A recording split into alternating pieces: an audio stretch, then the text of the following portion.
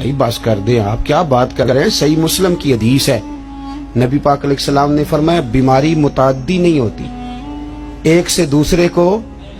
ایک شخص نے عرض کیا تھا یا رسول اللہ یہ میرے اونٹ کو خارش پڑ گئی ہے اس اونٹ کی وجہ سے، اس کو خارش تھی، یہ اس کے پاس گیا تو اسے بھی پڑ گئی۔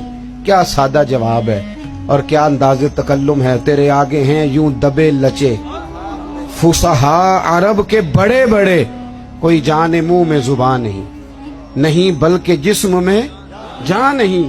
کہا جناب میرے اونٹ کو اس اونٹ سے خارش پڑ گئی، تو ایک جملہ کہا نبی کریم نے، حضور فرمانے لگے تیرے اونٹ کو تو اس اونٹ سے پڑی ہے، تو یہ بتا اس اونٹ کو کہاں سے پڑی تھی، اس کو کہاں سے پڑی تھی؟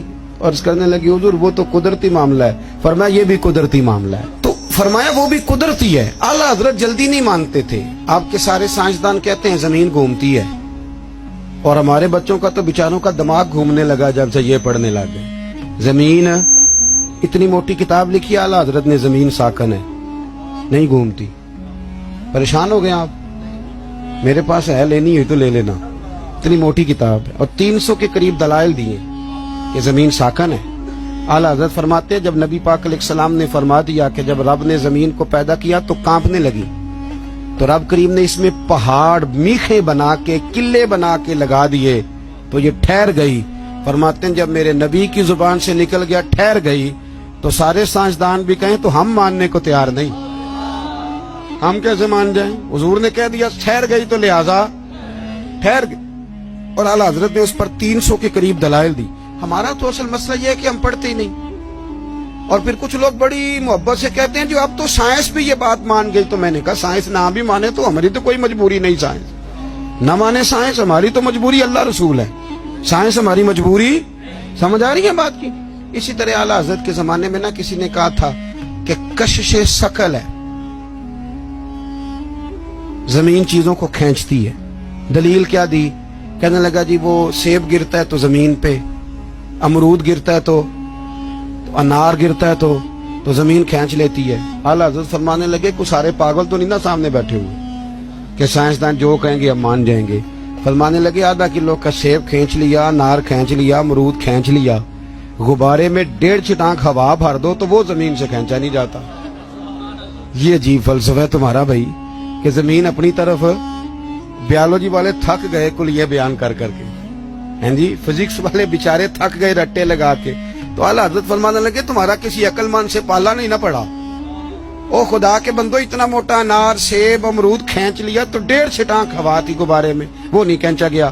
تو حضور پھر آپ بتائیں معاملہ کیا ہے؟ تو اعلیٰ حضرت فرمانے لگے معاملہ یہ ہے کہ ہر چیز اپنی اصل کی طرف لوٹ جاتی ہے۔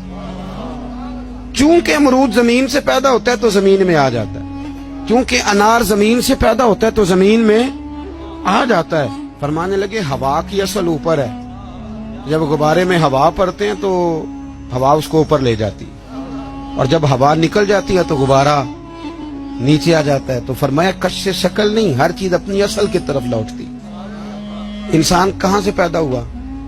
مٹی سے، جائے گا کہاں؟ کیونکہ اس کی اصل مٹی ہے، مٹی دیں تے مٹی رہنا ہی ایویں کا دی بلے بلے، اج مٹی دے اتے بندیا تے کل مٹی دے تھلے۔ تو بھائی اعلیٰ حضرت نے نظریات کا تحفظ کیا۔ تیسری بات،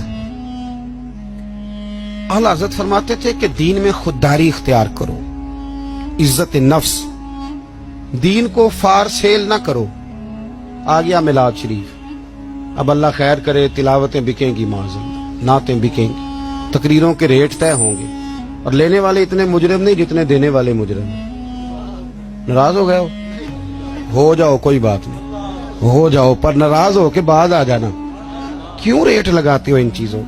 اعلیٰ حضرت فرماتے ہیں اور پھر میرے سٹیج پہ نا جو سب سے سبحان اللہ کہلوارا ہوتا ہے نا، وہ خود کبھی بھی نہیں کہتا، انہیں دوجیاں تے فرض کیتی ہے، اور پھر کہتے ہیں جس کا ایمان پکا ہے نا وہ ہاتھ کھڑے کر لے۔ تو میں کہا جنہیں تازہ بائی پاس کرایا بیچارے نے، وہ تو فوت ہو جائے گا ہاتھ کھڑے کرے گا، تو یہ ایمان اب ہاتھ کھڑے کرنے پہ رہ گیا۔ اونچا سبحان اللہ کہو مجھے مزہ نہیں آیا، تجھے مزہ آئے گا تو ہمیں ثواب نہیں ہوگا۔ سبحان اللہ اس وقت کہیں گے جب اللہ کو راضی کرنے کی نیت ہوگی۔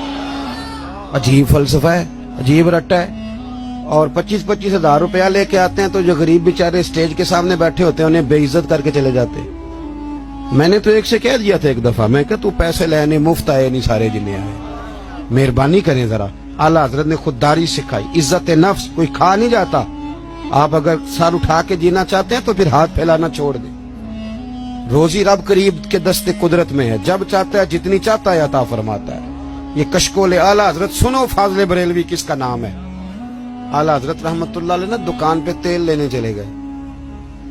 میری طرح کا مولوی دکان پہ چلا جائے, دکاندار کہندے ہیں کیڑے پیسے دینے, بڑے ہسے ہو تسی ہے نا. تو پولیس والا چلا جائے تو پھر نہیں ٹینشن لگتی. بولیں چیئرمین صاحب چلے جائیں تو پھر نہیں لگتی. صرف مولوی کی بات پہ ہنستے ہو.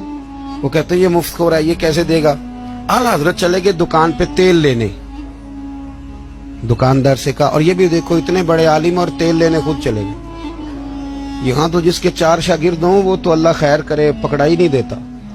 اعلیٰ حضرت چلے گئے تیل لینے دکان پہ. اسے کہا سرسوں کے تیل کی بھر دو بوتل. اس نے بھر دی. فرمایا کتنے پیسے. کہنے لگا جی ویسے تو 5 آنے کی ہے, آپ ہمارے عالم میں آپ 3 آنے دے دیں.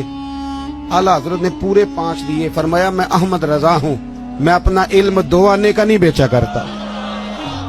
کرو مدح اہل دول رضا, پڑے اس بلا میں میری بلا. میں گدا ہوں اپنے کریم کا, میرا دین پار آئے نہ آنے. فرمایا رکھ تو, مجھے نہیں چاہیے. خودداری سکھائی. اعلیٰ حضرت نے تقوی سکھایا. کیونکہ میں نے کہا تھا باتیں زیادہ نہیں کرنی, سمیٹنے کی طرف آ رہا ہوں.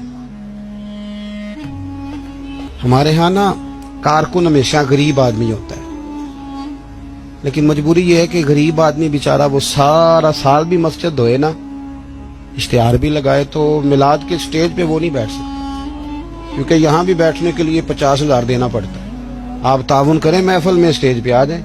اگر اور قریب بیٹھنا تو پھر نوٹوں کی دتھی رکھ لیں ہاتھ میں. پھر نعت کا نام یاد کر لیتا ہے, کہتا ہے حاجی صاحب ہے شیر تہاڈی نظر دے. اور ساتھ یہ بھی کہتا ہے پکا عاشق رسول ہے, کیونکہ 50 دے لے کے آیا ہے, پکا ہے, ڈگری دے جاتا ہے. خدا کا خوف کرے. اور وہ جو غریب آدمی, اس کو سیاستدان تو ویسے نہیں سٹیج پہ بٹھاتے, تو اگر محفل میلاد پہ بھی نہیں بٹھایا جائے گا تو اس کو عزت کہاں ملے گی. اعلیٰ حضرت تو فرماتے ہیں ہم غریبوں کے آقا پہ بے حد درود, اور ہم فقیروں کی ثروت پہ لاکھوں سر. اعلیٰ حضرت بڑی غریب پروری کرتے تھے. ایک یتیم بچہ آ گیا. سید ایوب علی صاحب رضوی رحمت اللہ علیہ آپ کے خلیفہ ہیں. کبھی اللہ آپ کو توفیق دینا تو میانی صاحب قبرستان جائیں اور سید ایوب علی صاحب کی قبر پہ ضرور فاتحہ پڑھ کے ہیں, کیونکہ اعلیٰ حضرت کو جتنا لوگوں تک پہنچایا ہے اس میں 75% حصہ سید ایوب علی صاحب کا. سید ایوب علی رضوی صاحب رحمت اللہ, لاہور میانی صاحب میں آپ کا مزار ہے. سید ایوب علی صاحب کہتے ہیں کہ ایک بچہ آگے اعلیٰ حضرت سے کہنے لگا حضور میں یتیم ہوں, والد فوت ہو گیا, اکیلا ہوں, میری ماں ہے, تو اگر کوئی غریب دعوت کرے تو آپ آ جائیں گے.